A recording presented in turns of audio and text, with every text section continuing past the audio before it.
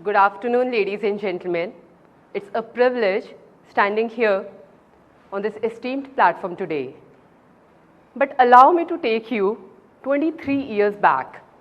So it was a chilling evening, the one that can make you realize that winter is coming, and 4 siblings who called themselves as warriors were in deep thoughts. So the elder 2 were sisters and the younger 2 were brothers. Age bracket, ranging from 7 years to 17 years. And though they were sitting on a mat, they named it as a round table conference because of course they were in a mission and they were going to make some strategic decisions today. So what the scenario was, before they start their briefing, let me give you the background. So their father, an impeccable soldier, a military commando and an instructor, got premature retirement from army due to a serious illness. Though he served his nation with honor and pride, today he was facing his personal battles. And while he was doing so, his family was plunged into financial crisis. So analyzing the circumstances, these children knew that it is not just their higher education that is at stake, but their future, their dreams, their ambitions are all hung in balance. So for them at that age, yes, it was a warlike situation and the mission was pretty clear: to rise, to train, to fight and to win. And today, when they sat there, they realized that to do that, they will have to make a strategy. Though the sisters were knowing the gravity of the situation, the younger brothers were faking the seriousness. So when they were planning what is to be done ahead, what came across is that they will have to find some opportunity to get through the situation, but the youngest sibling could not hold it anymore. So he was eager to play his next cricket match.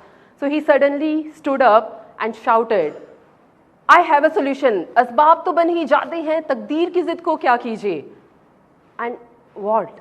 Like the 3 pairs of eyes were staring at him, and then they realized that this is an extract of the poem that he was learning for his upcoming poem recitation competition. And you know what it meant? It meant that opportunities do come even when the times are tough. It is just up to you whether you grab them or you do not. So this youngest warrior, in the perfect timing and very aptly put forth his borrowed words of wisdom that asbab to ban hi jate hain, takdeer ki zid ko kya kijiye? Ek jam to aaya tha lekin hum jam uthana bhool gaye, and he picked up his bat and ran away from there. So this is how the round table conference ended, but after that followed was a committed series of actions that these individuals, along with their resilient parents, did to take back the charge of their lives. The sisters started a tuition coaching agency and grew from 4 to 57 to 109 students, and not only they could sustain their education, they attained financial stability and they also helped those who were in need. So coming in this journey, what I want to highlight is, it is not just these traits they learned, but there was a set of human skills which is required by every individual, which can make them thrive in any situation. That is what they learned, and it was what? It is the pillar of any military organization also. Courage, commitment and camaraderie. Courage to face their fears, and commitment to stay course, take the course, come what may, and camaraderie to be together and grow together. So fast forward today, the eldest sister is still running the legacy. She is a very famous and successful academician.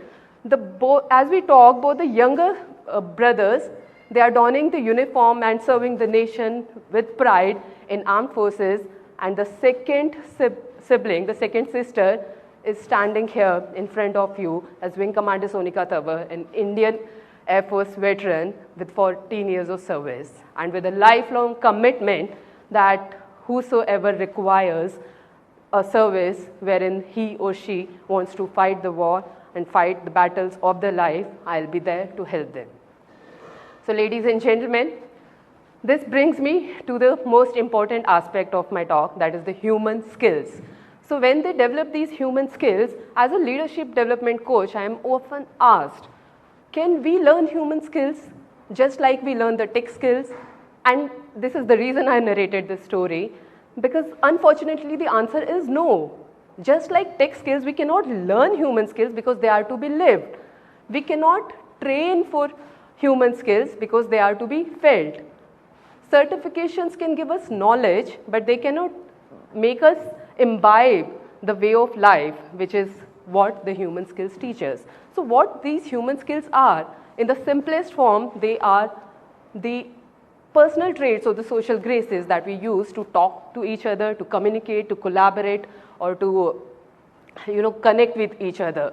But it is a very huge umbrella because it contains very crucial qualities like critical thinking, problem solving, adaptability, leadership, empathy, and emotional intelligence, teamwork.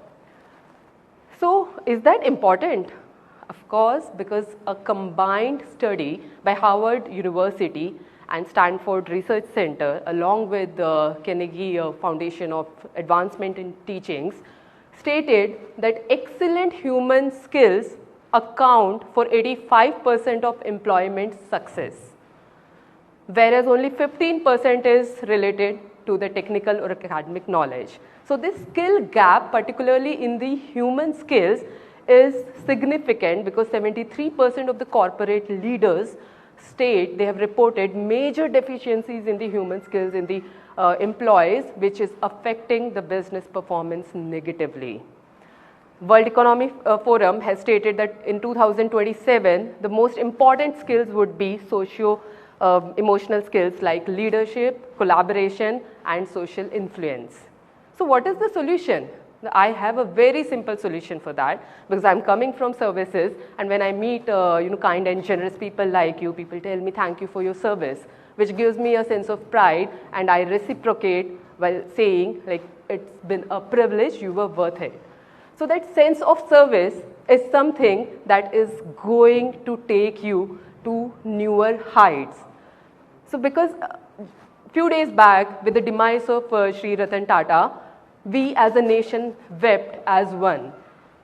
We felt as if it was a personal loss. Why? No one talked about how much business he institutionalized or how much money he made. Everyone was talking about was remembering him for the service he imparted to the humanity, for the lives he touched. So ladies and gentlemen, the point here is that the service is that one sense that if we imbibe, that will take you to learn all the human skills that are required. So how do you go about it? Again, I have a very simple solution for that. In your day-to-day lives, in whatever profession you are, just pick up one act of service, a selfless service. It can be as small as organizing a game for the community children, or teaching the underprivileged students, or anything that you can do. But when you do that, you will inculcate the courage to stand up for what is right. When you do that, you will have a camaraderie between the people, because you would be part of something greater than yourselves. It will be the purpose that you will be connected to, and you will have a commitment towards your purpose. So that is the solution, which I would say, because courage, commitment, and camaraderie, they are not just military virtues, they are human virtues which you will learn only when you inculcate the sense of service. So with that, I urge you all to be the servicepreneurs, because next time when we meet and greet each other, let us say that thank you for your service, and we are all privileged to be there. Thank you.